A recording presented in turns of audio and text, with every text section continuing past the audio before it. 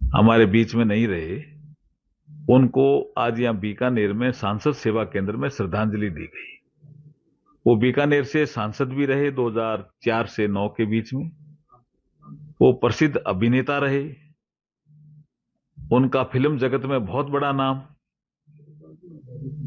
उनके हमारे बीच में नहीं रहने से जो यहाँ श्रद्धांजलि सभा का आयोजन हुआ, सभी वक्ताओं ने इसके लिए उनको याद किया, श्रद्धांजलि दी। बीकानेर में जो उन्होंने काम किया उनका स्मरण किया।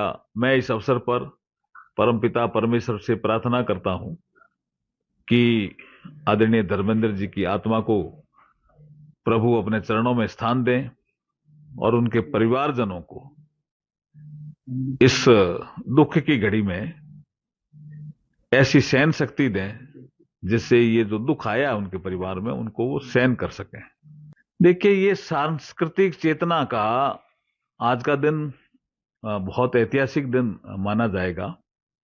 अयोध्या में प्रभु श्री राम का मंदिर बनना, फिर अब ध्वज पताका का फहराना आज के दिन, और वो भी प्रधानमंत्री नरेंद्र मोदी जी के द्वारा, गणमान्य नागरिकों की उपस्थिति, ये हमारे सांस्कृतिक चेतना का एक जीता जागता उदाहरण है।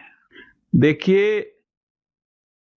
एसआईआर का मुद्दा उन्होंने पिछले लोकसभा के राज्यसभा का जो सत्र हुआ था, जिसको हमने मानसून सत्र कहा, उसमें बहुत बड़ा मुद्दा बनाया उन्होंने।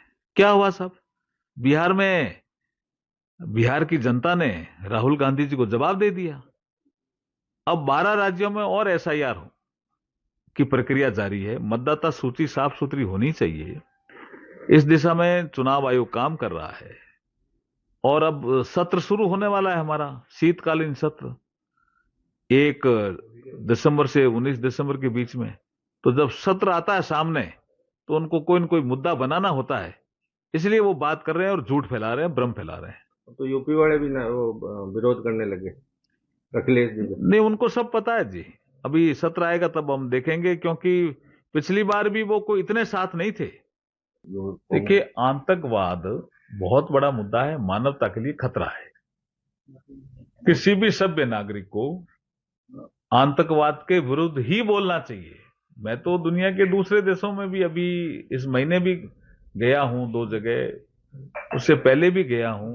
वहां भी जब चर्चा होती है तो वो भी आतंकवाद के खिलाफ बात करते हैं जी।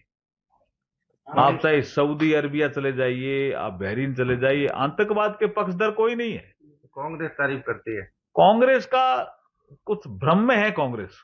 खड़गे जी खुद ही आला कमान में, और खड़गे जी पहले एक बयान दे चुके हैं कि इतनी घोषणाएं नहीं करनी चाहिए जिसको हम पूरा नहीं कर सके। अब इन्होंने क्या किया, चुनाव जीतने के लिए घोषणाएं बहुत पूरी कर ली, पूरी हो नहीं रही है। असंतोष फैल गया जनता में, जनता परेशान है। तो वो पावर शेयरिंग का कोई फॉर्मूला लेकर आए, वो उनका आंतरिक मामला है। लेकिन जनता इसलिए परेशान है कि कांग्रेस की सरकार वहां अच्छा शासन नहीं दे पा रही है। वही खड़गे जी हाईकमान, सोनिया गांधी है, वो तो कह रहे हैं वो खड़गे जी ही हाईकमान है। इसका मतलब राष्ट्रीय अध्यक्ष जो कांग्रेस का हाईकमान नहीं है, तो फिर हाईकमान कौन है? देखिए, वो क्या बोलते हैं, वो कोई विवाद का विषय, खैर उनका अपना एक स्वभाव है। लेकिन वर्तमान में जो सरकार चल रही है वो सभी भारतीय भाषाओं का प्रमोशन करती है। संस्कृत भी हमारे जो संविधान का शेड्यूल्ड 8 है, 8, उसमें उल्लेखित है। उसमें हिंदी भी उल्लेखित है, तमिल भी उल्लेखित है, तेलुगु भी उल्लेखित है, पंजाबी, बंगाली, सारी भाषाएं जो हमारे संविधान के अनुसूची के 8वें मतलब शेड्यूल्ड 8 में जो उल्लेखित हैं, उनका सबका हम सम्मान करते हैं। ऐसा वो भाषा के प्रति जो भाव प्रकट करना है वो उचित नहीं है। अगर आप ये वीडियो YouTube पर देख रहे हैं तो हमारे चैनल को सब्सक्राइब कर बेल आइकन दबाएं, और Facebook पर देख रहे हैं तो हमारे पेज को लाइक करें।